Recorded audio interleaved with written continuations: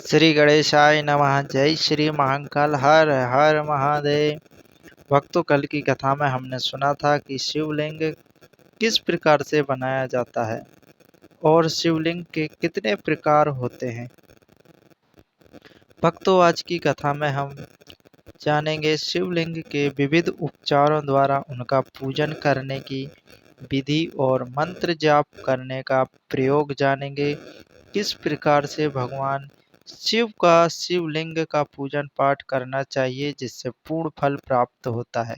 भक्तों, अगर अभी तक आपने हमारे धार्मिक चैनल को सब्सक्राइब नहीं किया है तो जल्दी से सब्सक्राइब कर लीजिए और एक लाइक जरूर कर दीजिए और अपने परिवारजनों तक इन वीडियो को, इन कथाओं को जरूर शेयर कीजिएगा। इससे आपको पूर्ण फल प्राप्त होता है, आपके भाग्य की वृद्धि होगी। जय श्री महाकाल। कथा को आगे बढ़ाते हैं भक्तों और जानते हैं आज की कथा के बारे में। भक्तों, अपनी शक्ति के अनुसार नित्य पूजन करना चाहिए। नित्य पूजा करने से भगवान अति प्रसन्न होते हैं तथा देवालय के पास ध्वजारोहण आदि करना चाहिए। शिवलिंग साक्षात शिव का पद प्रदान कराने वाला होता है। चरलिंग में उपचारों द्वारा 16 उपचारों के साथ यथोचित रीति से क्रमशः पूजन करें।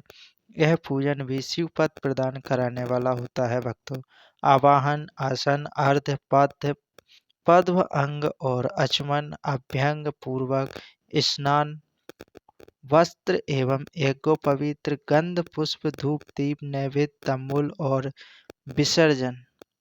भक्तों, यह सब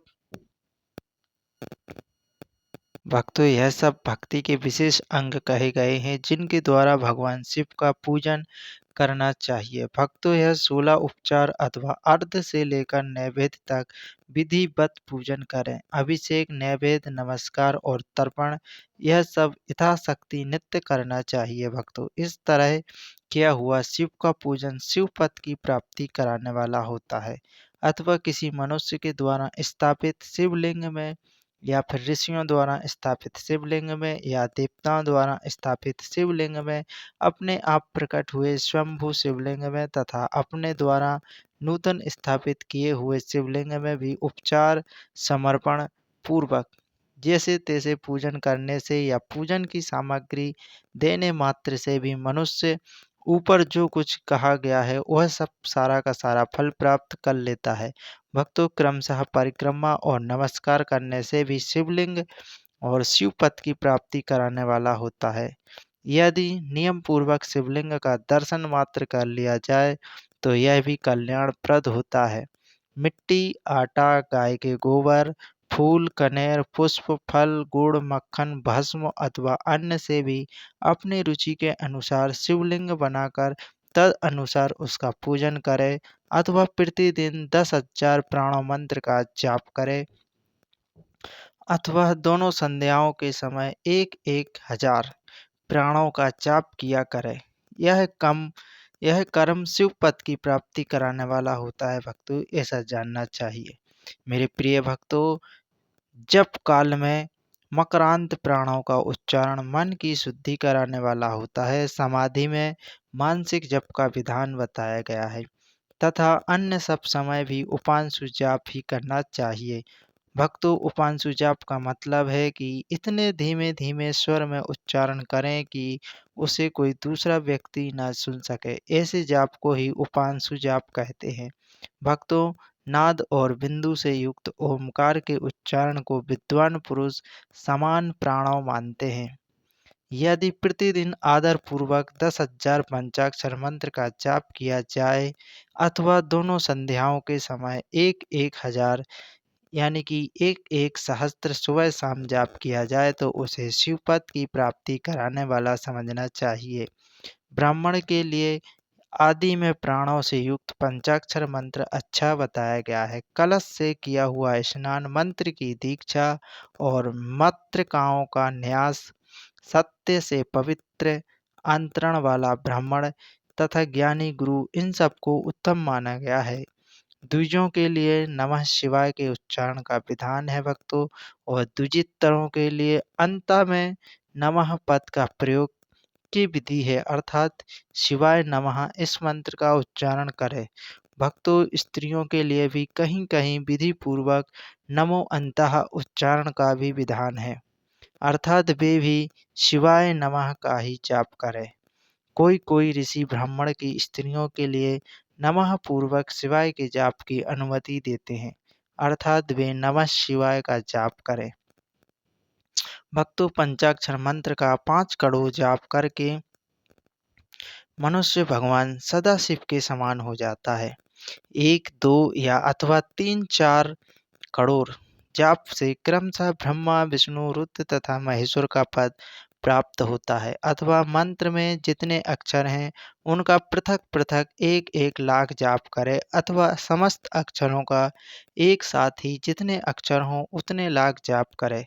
भक्तों, इस तरह के जाप को शिवपद की प्राप्ति कराने वाला समझना चाहिए। यदि 1000 दिनों में प्रतिदिन 1 सहस्त्र जाप के क्रम से पंचाक्षर मंत्र का 10 लाख जाप पूरा कर लिया जाए और प्रतिदिन ब्राह्मणों को भोजन कराया जाए तो उस मंत्र से अभिष्ट कार्य की सिद्धि होने लगती है। वह मंत्र जागृत हो जाता है भक्तों, और मनचाहा कार्य करने लगता है। ब्राह्मणों को चाहिए कि वह प्रतिदिन प्रातः काल 1008 बार गायत्री का जाप करें। भक्तों, ये नियम ब्राह्मणों के लिए है। ऐसा होने पर गायत्री क्रमशः शिवपद को प्रदान करने वाली होती हैं। वेद मंत्रों और वैदिक सूक्त का भी यही नियम पूर्वक जाप करना चाहिए। वेदों का पारायण भी शिवपद की प्राप्ति कराने वाला होता है, जो वेदों को पढ़ता है। ऐसा जानना चाहिए। अन्यथा अन्य जो बहुत से मंत्र हैं उनका जितने भी अक्षर हों उतने लाख जाप करे। इस प्रकार से यथाशक्ति जाप करता हो वह क्रमशः शिवपद यानी कि शिव का पद मोक्ष प्राप्त कर लेता है। अपनी रुचि के अनुसार किसी एक मंत्र को अपनाकर मृत्यु पर्यंत प्रतिदिन उसका ही जाप करना चाहिए। भक्तों, यह ध्यानपूर्वक समझने वाली बात है कि जिस प्रकार एक मयान में 2 तलवार नहीं रह सकती, इस प्रकार एक साथ 2 मंत्रों का जाप कभी नहीं करना चाहिए। एक ही मंत्र को अपनी रुचि के अनुसार मृत्यु पर्यंत, जब तक मृत्यु ना आ जाए, जब तक प्रतिदिन उसका जाप करना चाहिए और उसी को अपना सर्वस्व मानना चाहिए। अथवा ओम इस मंत्र का प्रतिदिन 1 सहस्त्र यानी कि 1000 जाप करना चाहिए। 1 सहस्त्र का मतलब है भक्तों 1000। ऐसा करने पर भगवान शिव की आज्ञा से संपूर्ण मनोरथों की सिद्धि प्राप्त होती है। जो मनुष्य भगवान शिव के लिए फुलवारी या बगीचे आदि लगाता है तथा शिव के देव कार्य के लिए मंदिर में झाड़ने बहारने आदि की व्यवस्था करता है, वह इस पुण्य कर्म के को करके शिवपद प्राप्त कर लेता है। भक्तों, भगवान शिव के जो काशी आदि क्षेत्र हैं उनमें भक्ति पूर्वक नित्य निवास करे। वह जड़ चेतन सभी को भोग और मोक्ष देने वाला होता है। अतः विद्वान पुरुष को भगवान शिव के क्षेत्र में आमरण, जब तक वह मरे नहीं, वहां निवास करना चाहिए। पुण्य क्षेत्र में स्थित बावड़ी, कुआं और पोखरे आदि को शिव गंगा समझना चाहिए। भगवान शिव का ऐसा ही वचन है, वहाँ स्नान, दान और जाप करके मनुष्य भगवान शिव को प्राप्त कर लेता है। अतः मृत्यु पर्यंत शिव के क्षेत्र का आश्रय लेकर रहना चाहिए। जो शिव के क्षेत्र में अपने किसी मृत्यु संबंधी का दाह संस्कार या मासिक श्राद्ध या संपीड़ीकरण अथवा वार्षिक श्राद्ध करता है, अथवा कभी भी शिव के क्षेत्र में अपने पितरों को पिंड दान देता है, वह तत्काल सब पापों से मुक्त हो जाता है और अंत में शिव पद प्राप्त होता है। अथवा शिव के क्षेत्र में 7 बार, 5 बार या 3 बार या एक ही रात निवास कर ले, ऐसा करने से भी क्रमशः शिव पद की प्राप्ति होती है। भक्तों, लोक में अपने अपने वर्ण के अनुसार सदाचार का पालन करने से भी मनुष्य शिव पद को प्राप्त कर लेता है। वर्ण अनुकूल आचरण से तथा भक्ति भाव से वह अपने सत्कर्म का अतिशय फल पाता है। कामना पूर्वक किए हुए अपने कर्म के अभिष्ट फल को शीघ्र ही पा लेता है। निष्काम भाव से किया हुआ सारा कर्म साक्षात शिव पद की प्राप्ति कराने वाला होता है। दिन के 3 भाग होते हैं भक्तों, प्रायः, मध्याह्न और सायंकाल। प्रातः, मध्याह्न, सायंकाल इन तीनों में क्रमशः एक-एक प्रकार के कर्म को संपादन किया जाता है। प्रातः काल को शास्त्र विहित नित्य कर्म के अनुष्ठान का समय जानना चाहिए। मध्याह्न काल का समय कर्म के लिए वियोग काम्य कर्म के लिए उपयोगी बताया गया है तथा साहित्य यानी कि संध्या काल शांति कर्म के लिए उपयुक्त है, ऐसा जानना चाहिए। इसी प्रकार रात्रि में भी समय का विभाजन किया गया है। रात्रि के 4 पहरों में से जो शेष बीच के 2 पहर होते हैं उन्हें निशीथ व्यापिनी काल कहा गया है। विशेषतः इस काल में की हुई भगवान शिव की पूजा अभिष्ट फल देने वाली होती है। ऐसा जानकार ऐसा जानकर कर्म करने वाला मनुष्य यथायुक्त फल का भागी होता है। विशेषतः कलयुग में कर्म से ही फल की सिद्धि होती है। अतः अपने अपने अधिकार के अनुसार ऊपर कहे हुए किसी भी कर्म के द्वारा शिव आराधना करने वाला पुरुष यदि सदाचारी है और पाप से डरता है तो वह उन कर्मों का पूरा पूरा फल अवश्य प्राप्त कर लेता है। ऋषियों ने कहा कि हे सूत जी, पुण्य क्षेत्र कौन कौन से हैं जिसका आश्रय लेकर सभी स्त्री पुरुष शिव पद प्राप्त कर लें? यह हमें संक्षिप्त से बताइए। भक्तों, इसके उत्तर में जो सूत जी ने ऋषियों से कहा वह हम अपने अगले वीडियो में आप तक पहुंचाएंगे। तब तक के लिए आप देखते रहिए हमारा धार्मिक चैनल पर शिव महापुराण की कथा।